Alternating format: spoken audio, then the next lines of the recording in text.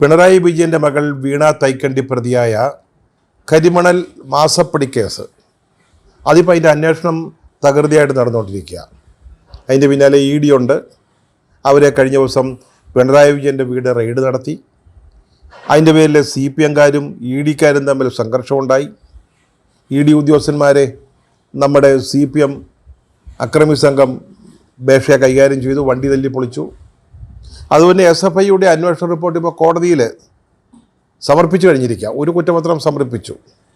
അപ്പോൾ അതിൻ്റെ പേരിലുള്ള നടപടികൾ ഇങ്ങനെ അതിവേഗം ബഹുദൂരം നടന്നുകൊണ്ടിരിക്കുകയാണ്. വീണ തൈക്കണ്ടിയുടെ സ്വത്തൊക്കെ ഇപ്പോൾ ED കണ്ടുകെട്ടും എന്നൊക്കെ പറയുന്നുണ്ട്. സത്യം പറഞ്ഞാൽ ഈ കേസുമായി ബന്ധപ്പെട്ട പലർക്കും അവർക്കെതിരായിട്ട് അന്വേഷണം നടത്തുന്നതിന് പകരം ഒരു പ്രത്യേക പുരസ്കാരം നൽകുകയാണ് വേണ്ടതെന്ന് തിരിഞ്ഞു നിന്ന് ചിന്തിക്കുമ്പോൾ തോന്നിപ്പോവുകയാണ്. നമ്മുടെ വീണ തൈക്കണ്ടി, അവരുടെ എക്സാലോജിക് എന്ന് പറയുന്ന IT കമ്പനി, ശശിധരൻ കർത്താവ്, അദ്ദേഹത്തിൻ്റെ ഉടമസ്ഥയിലുള്ള CMRL എന്ന് പറയുന്ന കരിമണൽ കമ്പനി, ഇവർക്കൊക്കെ ഒരു പുരസ്കാരം നൽകണം. എന്തിനാണ് പുരസ്കാരം കൊടുക്കുന്നത്? ഇവർ വ്യാപാര വ്യവസായ രംഗത്ത് ഒരു പുതിയ ബിസിനസ് മോഡൽ അവതരിപ്പിച്ചിരിക്കുക. അവിശ്വസനീയവും അസാധാരണവുമായ ഒരു ബിസിനസ് മോഡൽ. ഇത് 2 മാസം മുമ്പായിരുന്നെങ്കിൽ ഈ പുരസ്കാരം നമ്മുടെ മുഖ്യമന്ത്രിയായിരുന്ന പിണറായി വിജയൻ തന്നെ സമ്മാനിക്കാമായിരുന്നു. ഇനിയിപ്പോൾ അത് നടക്കുന്ന കാര്യമില്ല. ആ സമ്മാനം തരാൻ പുതിയ മുഖ്യമന്ത്രി VD സതീശൻ വരുമെന്നും തോന്നുന്നില്ല. എന്താണ് ഈ പുതിയ ബിസിനസ് മോഡൽ? അതായത് ഒരാൾക്ക് നൽകിയ വായ്പ തിരിച്ചു കിട്ടുന്നതിന് അയാൾക്ക് തന്നെ വീണ്ടും വായ്പ നൽകുക. ഇത് വേണമെങ്കിൽ മറിച്ചും പറയാം. അതായത് നമ്മൾ വാങ്ങിയ വായ്പ ഒരു ബിസിനസ് നടത്തുന്നതിനോ എന്തിനു വേണ്ടിയോ ആയിക്കൊള്ളട്ടെ, നമ്മൾ ഒരാളിൽ നിന്ന് വായ്പ വാങ്ങുന്നു, അത് തിരിച്ചടയ്ക്കാൻ അവരിൽ നിന്ന് വീണ്ടും വായ്പ വാങ്ങുക, എന്നിട്ട് അത് തിരിച്ചടയ്ക്കാൻ തുടങ്ങുക. ഇതാണ് പുതിയ ഒരു ബിസിനസ് മാർഗം. അതായത് പുതിയ ബിസിനസ് അല്ലെങ്കിൽ വ്യവസായ സംരംഭങ്ങൾ ഇതൊക്കെ നടത്താൻ ആഗ്രഹമുള്ള അല്ലെങ്കിൽ കഴിവുള്ള ആയിരക്കണക്കിന് ചെറുപ്പക്കാർ മുടക്കാൻ മൂലധനമില്ലാതെ കഷ്ടപ്പെടുന്ന ഈ സമയത്ത് വായ്പ എടുക്കാമെന്നൊക്കെ പറഞ്ഞാൽ വലിയ പ്രയാസമാണ്. അതിൻ്റെ തിരിച്ചവിടെ അതിനേക്കാൾ പ്രയാസമാണ്. അപ്പോൾ ഇതുപോലൊരു മോഡൽ, ഒരു മാതൃകയുണ്ടെങ്കിൽ എത്രയോ ചെറുപ്പക്കാർക്ക് ബിസിനസ് രംഗത്തേക്ക് കടന്നു വരാൻ സാധിക്കും. ഇത് വേണ്ടവർ നടപ്പാക്കുകയാണെങ്കിൽ കേരളം വ്യവസായ സ്ഥാപനങ്ങൾ കൊണ്ട് നിറയും. സത്യം പറഞ്ഞാൽ ഇപ്പോൾ ഈ സതീശൻ, ഈ പുതുയുഗ കേരളം എന്നൊക്കെ പറയുമ്പോൾ ആദ്യം ചെയ്യേണ്ടത് ഈ 2 പേരെ, അതായത് നമ്മുടെ വീണ തൈക്കണ്ടി, ശശിധരൻ കർത്താവ്, ഇവർ 2 പേരെ ഈ വ്യവസായ വകുപ്പിൻ്റെ ഉപദേഷ്ടാക്കളായി നിയമിക്കുക എന്നുള്ളതാണ്. അത് കുഞ്ഞാലിക്കുട്ടിയോട് എത്രയും വേഗം പറയാൻ മുഖ്യമന്ത്രി സതീശൻ മറക്കരുത്. പറഞ്ഞല്ലോ, ഈ ബിസിനസ് മോഡലിൽ നമുക്ക് 2 തരത്തിൽ വിശേഷിപ്പിക്കാം. സത്യം പറഞ്ഞാൽ ഇതിൽ ഇടപെട്ടിരിക്കുന്ന ആളുകളുടെ വെയിറ്റ് നോക്കുമ്പോൾ, അതായത് നമ്മൾ വാങ്ങിയ വായ്പ തിരിച്ചടയ്ക്കുന്നതിന് വീണ്ടും വായ്പ വാങ്ങുക, ആ ഒരു ആംഗിളിൽ പരിശോധിച്ചാൽ ഈ പുതിയ ബിസിനസ് മാതൃകയെ 2 തരത്തിൽ വ്യാഖ്യാനിക്കാം എന്ന് പറഞ്ഞു. അപ്പോൾ ഈ രണ്ടാമത് പറഞ്ഞതിനാണ് കൂട്ടത്തിലൊരു എക്സ്ട്രാ ലോജിക്കും എക്സ്ട്രാ മൈലേജും എക്സ്ട്രാ ഗുമ്മും ഉള്ളതെന്ന് തോന്നുന്നു. സംഗതി വളരെ സിമ്പിളാണ് കുഞ്ഞച്ച. അതൊന്ന് വിശദീകരിച്ച് പറയുകയാണെങ്കിൽ, ഇപ്പോൾ ഞാനൊരു ബിസിനസ് തുടങ്ങാൻ ആഗ്രഹിക്കുക, അല്ലെങ്കിൽ ഒരു കച്ചവടം, അല്ലെങ്കിൽ ഒരു വ്യവസായ സ്ഥാപനം. എൻ്റെ ഈ 4 കാശിൻ്റെ വകയില്ല. അപ്പോൾ ഞാൻ ഒരാളോട്, കുഞ്ഞച്ചനോട് കുറച്ച് പണം ചോദിക്കുന്നു. കുഞ്ഞച്ചൻ എനിക്കൊരു 25 ലക്ഷം രൂപ തരുന്നു. പക്ഷേ നമുക്ക് തിരിച്ചടയ്ക്കാൻ പറ്റുന്നില്ല. നമ്മൾ ബിസിനസ് നടത്തിയോ ലാഭം ഉണ്ടാക്കിയോ എന്നുള്ളതൊക്കെ അവിടെ നിൽക്കട്ടെ, ഇത് തിരിച്ചടയ്ക്കണമല്ലോ, പറഞ്ഞ തീയതിക്ക് തിരിച്ചടയ്ക്കണം. അതിന് പറ്റുന്നില്ല. അപ്പോൾ എന്ത് ചെയ്യും? ഞാൻ കുഞ്ഞച്ചനോട് വീണ്ടും കുറേ പൈസ കൂടെ, ഒരു 25 ലക്ഷം രൂപയുടെ അങ്ങ് വാങ്ങിക്കും, എന്നിട്ട് തിരിച്ചടവ് നടത്തുക. അതാണ് ഈ വീണ തൈക്കണ്ടിയും ശശിധരൻ കർത്താവും തമ്മിൽ നടന്ന കാര്യം. നമ്മുടെ കർത്താവും ഭാര്യ ജയയും ഡയറക്ടർമാരായിട്ടുള്ള എംപവർ ഇന്ത്യ എന്ന് പറയുന്ന ഒരു ധനകാര്യ ഇടപാട് സ്ഥാപനം, അവരിൽ നിന്ന് വീണ തൈക്കണ്ടി 2015 ഓഗസ്റ്റിൽ ഒരു 25 lakhs മണീസ് കടം വാങ്ങിച്ചു. അന്ന് പിണറായി വിജയൻ, വീണ തൈക്കണ്ടിയുടെ പിതാവ്, CPM-ൻ്റെ സംസ്ഥാന സെക്രട്ടറിയാണ്. ശക്തിമാനായ ഒരു രാഷ്ട്രീയ നേതാവ്, കേരളത്തിലെ രാഷ്ട്രീയ നേതാവായിട്ട് CPM-ൻ്റെ സെക്രട്ടറി ആയിട്ട് പ്രവർത്തിക്കുന്ന കാലമാണ്. 2016 ഓഗസ്റ്റിന് ഈ പണം തിരിച്ചടച്ച് തുടങ്ങേണ്ടതായിരുന്നു. അതായിരുന്നു ഇരുവരും തമ്മിലുള്ള കരാറിലെ വ്യവസ്ഥ.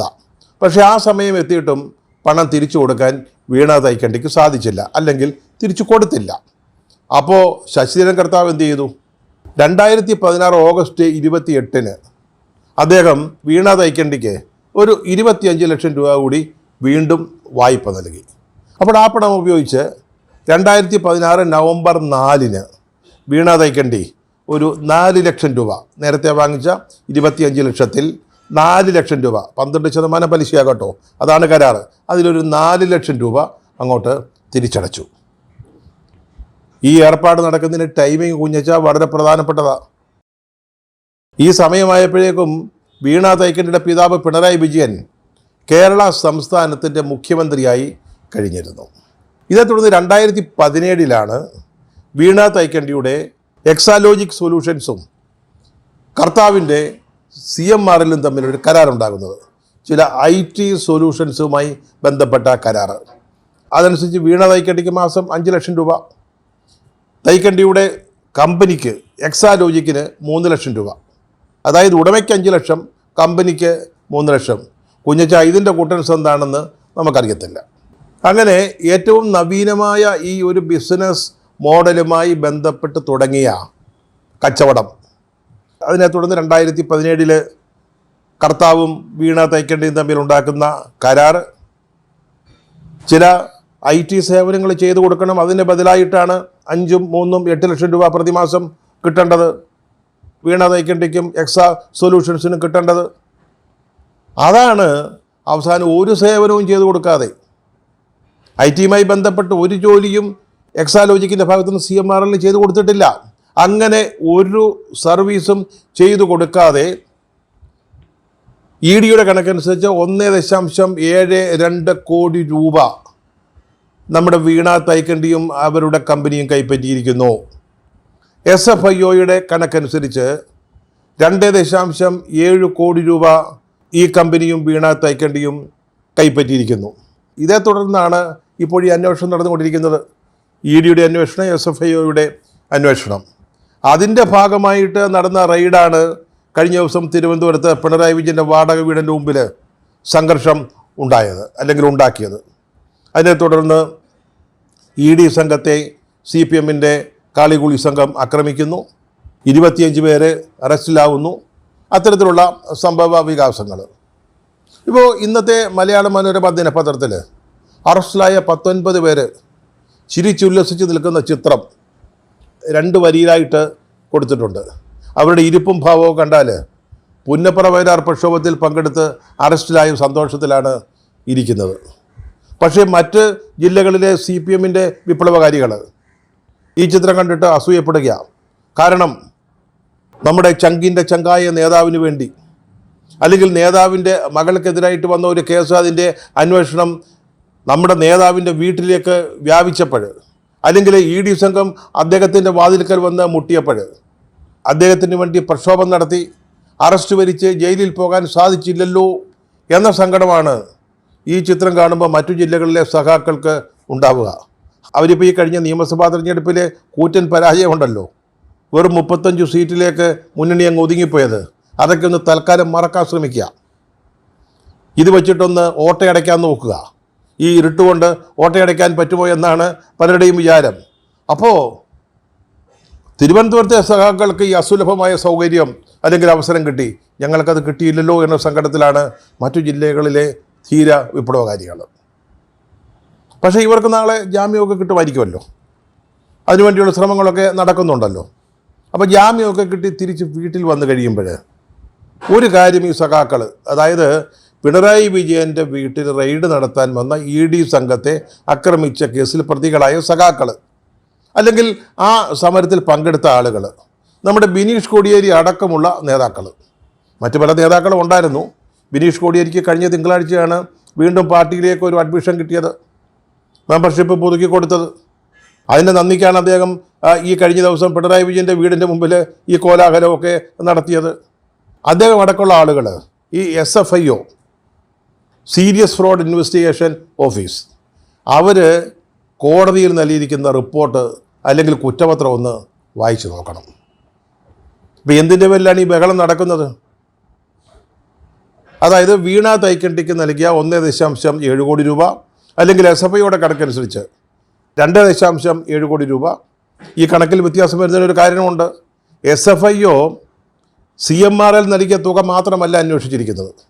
അവരുടെ സഹോദര സ്ഥാപനമായ എംപവർ ഇന്ത്യ കൂടി ഇവർക്ക് വീണ തൈക്കണ്ടിക്ക് നൽകിയ തുക അവരുടെ അന്വേഷണ പരിധിയിലുണ്ട്.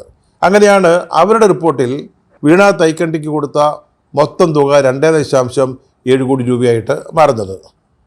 അപ്പോൾ ഈ തുക എന്തെങ്കിലും സേവനം ചെയ്തു കൊടുത്തതിൻ്റെ പ്രതിഫലമാണോ അല്ലയോ, അതാണ് തർക്ക വിഷയം. SFIO പറയുന്നത് അല്ലെന്നാണ്, പക്ഷെ പാർട്ടിയും പാർട്ടി സഖാക്കളും പറയുന്നത് ആണെന്നാണ്. വലിയ സേവനം ചെയ്തു കൊടുത്തിരിക്കുന്നു. വേറെ മൈക്രോസോഫ്റ്റിന് പോലും ചെയ്തു കൊടുക്കാൻ പറ്റാത്ത സേവനം ഈ CMRL എന്ന് പറയുന്ന കമ്പനിക്ക് എക്സാലോജിക്ക് ചെയ്തിരിക്കുന്നു. അതിന് പ്രതിഫലമായിട്ടൊരു ചെറിയ തുക 1.7 അല്ലെങ്കിൽ 2.7 കോടി രൂപ, അത്രയേ ഉള്ളൂ കാര്യം. അതിനെന്തിനാണ് ഞങ്ങളുടെ സഖാവിൻ്റെ മകൾക്കെതിരായിട്ട് ഈ പകപോക്കൽ? എന്തിനാണ് അവരെ വേട്ടയാടുന്നത്? അതാണ് സഖാക്കൾ ചോദിക്കുന്നത്. അവർ ചെയ്യേണ്ട ഒരു കാര്യം, ഈ ഹൈക്കോടതിയിൽ SFIO കൊടുത്തിരിക്കുന്ന റിപ്പോർട്ട് ഒന്ന് മനസ്സിരുത്തി വായിച്ചു നോക്കണം. അതിൽ വീണ തൈക്കണ്ടിയുടെ മൊഴിയുണ്ട്. ആ മൊഴി പോലും ഈ വാദത്തെ സാധൂകരിക്കുന്നതാണ് എന്നാണ് റിപ്പോർട്ട്. അതായത് ചെയ്യാത്ത സേവനത്തിനാണ് ഈ പണം, അല്ലെങ്കിൽ 1.7 കോടി അല്ലെങ്കിൽ 2.7 കോടി രൂപ എക്സാലോജിക്ക് കൈപ്പറ്റിയിരിക്കുന്നത്. CMRL നിന്നും SFIOയുടെ കണക്കനുസരിച്ച് എംപവർ ഇന്ത്യ എന്ന് പറയുന്ന സ്ഥാപനത്തിൽ നിന്നും ഒരു സേവനവും ചെയ്തു കൊടുത്തിട്ടില്ല എന്ന് വീണ തൈക്കണ്ടി തന്നെ സമ്മതിച്ചിട്ടുണ്ടെന്ന് അവരുടെ റിപ്പോർട്ടിൽ കാണുന്നു. അതുമാത്രമല്ല, ഇതേക്കുറിച്ചുള്ള അന്വേഷണം നടക്കുമ്പോൾ SFIOയുടെ ഉദ്യോഗസ്ഥന്മാർ വീണ തൈക്കണ്ടിയോട് ഇതുമായി ബന്ധപ്പെട്ട് എന്തെങ്കിലും രേഖകൾ, കരാറുകൾ, ഡോക്യുമെൻറ്റുകൾ എന്തെങ്കിലും ഉണ്ടോ എന്ന് അന്വേഷിക്കുന്നു. എന്തു സേവനമാണ് ചെയ്തു കൊടുക്കേണ്ടത്, എന്ത് പ്രതിഫലമാണ് ലഭിക്കേണ്ടത്, ഇവ കാര്യങ്ങളിൽ എന്തെങ്കിലും ഒരു കടലാസ് ഒപ്പ് വെച്ചിട്ടുണ്ടോ എന്ന് ചോദിച്ചപ്പോൾ ഒന്നുമില്ല, നത്തിങ്. ഒരു രേഖയുമില്ല, കൈരേഖ മാത്രം, വേറൊന്നുമില്ല. ഇത്ര കോടി രൂപയുടെ ബിസിനസ് 2 സ്ഥാപനങ്ങൾ തമ്മിൽ നടക്കുക. അപ്പോൾ അതിൽ ചെയ്തു കൊടുക്കേണ്ട സേവനം സംബന്ധിച്ച് വാക്കാലുള്ള ആശയവിനിമയം മാത്രമേ ഉണ്ടായിട്ടുള്ളെന്ന്. വെറുതെ വർത്തമാനം പറഞ്ഞപ്പോൾ ഇങ്ങനെയൊക്കെ പറഞ്ഞിട്ടുണ്ട്. അല്ലാതെ എന്തു ചെയ്തു കൊടുക്കണം, എന്തിനാണ് ഈ തുക, അതൊന്നും പറഞ്ഞിട്ടില്ലെന്ന്. അതെന്തിനാണെന്നുള്ളത് നാട്ടുകാർക്കറിയാം. മനസ്സിലായില്ലേ? അതുകൊണ്ടാണല്ലോ ഇത് മാസപ്പടിയാവുന്നത്, കൈക്കൂലി കേസാവുന്നത്. പക്ഷേ ഉദ്യോഗസ്ഥന്മാർ ചോദിക്കുമ്പോൾ വീണ തൈക്കണ്ടി നൽകിയ ഉത്തരം ഇത് സംബന്ധിച്ച് യാതൊരു രേഖകളും ഇല്ലെന്ന, കൈരേഖ മാത്രം. എന്തെങ്കിലും മിനിറ്റ്സ് ഉണ്ടോ, ഏതെങ്കിലും മീറ്റിംഗ് സംബന്ധിച്ച മിനിറ്റ്സ്, എനി ഡോക്യുമെൻറ്റ്സ്, നത്തിങ്, ഒന്നുമില്ല. അതുമാത്രമല്ല, എക്സാലോജിക് എന്ന് പറയുന്ന ഈ വമ്പൻ IT കമ്പനിയുടെ ഏക വരുമാന മാർഗം CMRL ആയിരുന്നുവെന്ന്. അങ്ങനെ ഒരൊറ്റ കമ്പനിയെ കൊണ്ട്, ഒരൊറ്റ ക്ലയൻറ്റിനെ കൊണ്ട് പിടിച്ചു നിന്ന ഒരു IT കമ്പനി എന്ന ഒരു ബഹുമതി കൂടി ഇപ്പോഴേ എക്സാലോജിക്കിനുണ്ട്. നേരത്തെ പൂട്ടിപ്പോയി എന്നുള്ളത് മറ്റൊരു കാര്യമാണ് കേട്ടോ. പക്ഷേ കുറേ കാലം പിടിച്ചു നിന്നു ഒരൊറ്റ ക്ലയൻറ്റ് CMRL. അവരെ കൊണ്ട് മാത്രമാണ് ഈ സ്ഥാപനം, അവരുടെ വരുമാനം കൊണ്ട് മാത്രമാണ് ഈ സ്ഥാപനം നടന്നു പോയതെന്ന് SFIO പറയുന്നു. ഇതും ഒരു പുതിയ ബിസിനസ് മോഡലാണ് കേട്ടോ. 2 സ്ഥാപനങ്ങൾ തമ്മിലുള്ള ഇടപാട്, അതിൽ ഒരു ക്ലയൻറ്റിനെ കൊണ്ട് മറ്റൊരു സ്ഥാപനം നിലനിന്നു, അല്ലെങ്കിൽ അത് മാത്രമായിരുന്നു, അവരിൽ നിന്ന് മാത്രമായിരുന്നു പണം ലഭിച്ചിരുന്നത് എന്ന് പറയുന്നത് മറ്റൊരു അസാധാരണമായ മോഡലാണ്. പക്ഷേ ഈ കഥ കേട്ടിട്ട്, അല്ലെങ്കിൽ എക്സാലോജിക്ക് നടന്നിരുന്നത് CMRL നിന്ന് കിട്ടിയ പണം കൊണ്ട് മാത്രമാണെന്ന് SFIO റിപ്പോർട്ടുണ്ടെന്ന് പറഞ്ഞിട്ട് ചെറുപ്പക്കാരും ഈ സാഹസത്തിന് ഇറങ്ങിപ്പുറപ്പെടരുത് കേട്ടോ. അങ്ങനെ നടക്കണമെങ്കിൽ നിങ്ങളുടെ അച്ഛനോ അമ്മയോ രാജ്യം ഭരിക്കുന്ന മുഖ്യമന്ത്രിയോ മന്ത്രിമാരോ ഒക്കെ ആവണം, അല്ലെങ്കിൽ ഇതൊന്നും നടക്കത്തില്ല. അതുപോലെ തന്നെ ഈ പണം തരുന്ന കമ്പനി ആ സർക്കാരിനെ കൊണ്ട് എന്തെങ്കിലും പ്രയോജനം ഉണ്ടാക്കുന്ന ഒരു സ്ഥാപനം കൂടി ആയിരിക്കണം. ഇന്നലെ നിയമസഭയിലെ ഗവർണറുടെ നയപ്രഖ്യാപന പ്രസംഗത്തിന് ശേഷം പ്രതിപക്ഷത്തിൻ്റെ അഭിപ്രായം പിണറായി വിജയൻ പറയുമ്പോൾ, പ്രതിപക്ഷ നേതാവ് എന്ന നിലയിൽ പറയുമ്പോൾ മാധ്യമപ്രവർത്തകർ അദ്ദേഹത്തോട് ചോദിച്ചു ഈ റെയ്ഡിനെ കുറിച്ച്. അപ്പോൾ അദ്ദേഹം എന്താ പറഞ്ഞത്? അദ്ദേഹത്തോട് ഒരു ചോദ്യവും ചോദിച്ചില്ലെന്ന്. ഈ റെയ്ഡിന് വന്നവർ ആ വീട്ടിലേക്ക് രംഗനാഥനായ പിണറായി വിജയനോട് ഒരു ചോദ്യവും ചോദിച്ചില്ലെന്ന്. വളരെ മാന്യമായിട്ടും ശാന്തമായിട്ടുമാണ് പെരുമാറിയതെന്ന്. റെയ്ഡ് തുടങ്ങിയപ്പോൾ മുതൽ അദ്ദേഹം ദേശാഭിമാനി പത്രം കമ്പോട് കൊമ്പ് വായിച്ചു തീർത്തു. അത് കഴിഞ്ഞപ്പോൾ ദേശാഭിമാനി വാരിക വായിച്ചു. അതിനുശേഷം സോഷ്യൽ മീഡിയയിൽ അദ്ദേഹത്തെ അനുകൂലിച്ചുകൊണ്ട് ആളുകൾ എഴുതിയ അല്ലെങ്കിൽ എഴുതുന്ന ചില കുറിപ്പുകളൊക്കെ വായിച്ചു. ബാക്കി സമയം കൈരളി TV കണ്ടുകൊണ്ടിരുന്നു. അല്ലാതെ അദ്ദേഹത്തോട് ഒരു വാക്ക് ചോദിച്ചുമില്ല, അദ്ദേഹം ഒരു വാക്ക് പറഞ്ഞുമില്ല. അദ്ദേഹം അവിടെ ഉണ്ടായിരുന്നു. അവിടെ ED വന്നത് ഈ കേസിലെ പ്രധാന കക്ഷിയായ വീണ തൈക്കണ്ടി, പിണറായി വിജയൻ്റെ മകൾ അവിടെയാണ് താമസിക്കുന്നത് എന്നുള്ളത് കൊണ്ടാണ്. പിണറായി വിജയനെതിരായിട്ട് കേസില്ല, അതുകൊണ്ടാണ് അദ്ദേഹത്തോടൊന്നും ചോദിക്കാതിരുന്നത്. അദ്ദേഹത്തെക്കുറിച്ചല്ല അന്വേഷണം. പിന്നെ എന്തിനാണ് ഈ സഖാക്കൾ തെരുവിലിറങ്ങി പ്രതിഷേധിച്ചത്? നമ്മുടെ സഖാവ് MA ബേബി അടക്കം ഡൽഹിയിൽ പോലീസിൻ്റെ അറസ്റ്റ് വരിക്കുന്ന കാഴ്ച നമ്മൾ കണ്ടില്ലേ? എന്തിനു വേണ്ടിയായിരുന്നു? പിണറായി വിജയൻ തന്നെ പറഞ്ഞു എന്നോടൊന്നും ചോദിച്ചില്ലെന്ന്, എന്നെ ചോദ്യം ചെയ്തില്ലെന്ന്. അദ്ദേഹത്തെ എന്തിനാ ചോദ്യം ചെയ്യുന്നേ? അവ എന്തിനാ ഈ പ്രവർത്തകരെ തടിച്ചുകൂടി അദ്ദേഹത്തിൻ്റെ വീടിൻ്റെ മുമ്പിൽ, കണ്ണൂരിലെ വീട്ടിൽ, മരുമകൻ്റെ വീട്ടിൽ, ഇവിടെയൊക്കെ എന്തിനാണ് CPM പ്രവർത്തകർ തടിച്ചുകൂടി പ്രതിഷേധിക്കുകയും തിരുവനന്തപുരത്ത് ED ഉദ്യോഗസ്ഥന്മാരെ കടന്നാക്രമിക്കുകയും ചെയ്തത്? ഇത് പിണറായി തന്നെ പറഞ്ഞതാ, അദ്ദേഹത്തോടൊന്നും ചോദിച്ചിട്ടില്ലെന്ന്. ഓരോ കാര്യത്തിന് ചാടിപ്പുറപ്പെടുമ്പോൾ കാലം പഴയതല്ല എന്ന് പാർട്ടി പ്രവർത്തകർ ഒന്ന് മനസ്സിലാക്കണം. പ്രോത്സാഹിപ്പിക്കാനും പ്രകോപിപ്പിക്കാനും നേതാക്കന്മാർ കാണും. പൊതുജനങ്ങളെ, പാർട്ടി പ്രവർത്തകരെ തെരുവിലിറക്കി ഞങ്ങൾ പ്രതിരോധിക്കുമെന്നൊക്കെ പാർട്ടി സംസ്ഥാന സെക്രട്ടറി പറയും. എന്നിട്ട് സെക്രട്ടറി അങ്ങ് പോവും. അവസാനം കാറിന് കട്ടയും കല്ലും ഇഷ്ടിക ഉപയോഗിച്ച് കാറ് തകർക്കാനും ഉദ്യോഗസ്ഥന്മാരെ ആക്രമിക്കാനും ഈ പ്രവർത്തകന്മാർ മാത്രമേ കാണത്തുള്ളൂ. അറസ്റ്റിലാകുമ്പോഴും അവരെ ഉണ്ടാകത്തുള്ളൂ. കഴിഞ്ഞ ദിവസം ഒരു ജില്ലാ സെക്രട്ടറി, CPMൻ്റെ ജില്ലാ സെക്രട്ടറി പ്രസംഗിക്കുന്നത് കേട്ടു. തിരുവനന്തപുരത്ത് ED ഉദ്യോഗസ്ഥന്മാർക്കെതിരായിട്ട് നടന്നതൊക്കെ ഒരു സാമ്പിൾ വെടിക്കെട്ടാണെന്ന്, അതൊക്കെ ഒരു തുടക്കം മാത്രമാണെന്ന്.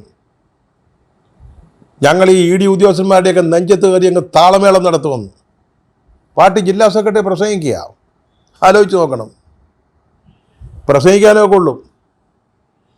കഴിഞ്ഞ ദിവസം ഇവിടെ തിരുവനന്തപുരത്ത് അറസ്റ്റിലായ ആളുകൾ ഇവിടെ കോടതിയിൽ ജാമ്യത്തിന് വേണ്ടി നിൽക്കുന്ന കാഴ്ച നമ്മളൊക്കെ കാണുന്നതും കണ്ടതുമാണ്. എല്ലാവർക്കും അതാ വെച്ചിരിക്കുന്നത്. കനൽ താണ്ടി വന്നവരാണെന്ന് പറയും, ജയിലും തൂക്കുമരമൊന്നും പ്രശ്നമല്ല എന്ന് പറയും. പക്ഷേ ഈ സഖാക്കൾ ഒരു ജാമ്യത്തിന് വേണ്ടി കിടന്ന പെടാപ്പാട് പ്രസംഗിക്കാൻ നല്ലതാണ്, എളുപ്പമാണ്. പഴയ കാലമല്ലെന്ന് ഓർത്തോളണം. ഓരോ സമരത്തിന് ഇറങ്ങി പുറപ്പെടുമ്പോൾ എന്തിനു വേണ്ടിയുള്ള സമരമാണ്? അത് ന്യായമാണോ? അത് ജനങ്ങൾക്ക് വേണ്ടിയുള്ളതാണോ? അതോ തെറ്റു ചെയ്ത, സാമ്പത്തിക കുറ്റം നടത്തിയ വ്യക്തികൾക്ക് വേണ്ടിയുള്ളതാണോ എന്നുകൂടി ആലോചിക്കണം. ഈ റെയ്ഡുമായി ബന്ധപ്പെട്ട് CPM പ്രവർത്തകർ സമരത്തിനിറങ്ങിയല്ലോ, പ്രക്ഷോഭത്തിനിറങ്ങിയല്ലോ. നിങ്ങൾ ന്യായീകരിക്കാൻ ശ്രമിച്ചത് CMRL എന്ന് പറയുന്ന കമ്പനിയെ കൂടിയാണ്. കഴിഞ്ഞ 15 വർഷം കൊണ്ട് ആ കമ്പനി 182 കോടി രൂപയുടെ സാമ്പത്തിക തിരിമറികൾ, ക്രമക്കേടുകൾ കാണിച്ചിട്ടുണ്ടെന്നാണ് SFIO പറയുന്നത്. ഇതൊന്നും അണികൾ മറന്നു പോകരുത്. ലാൽ സലാം.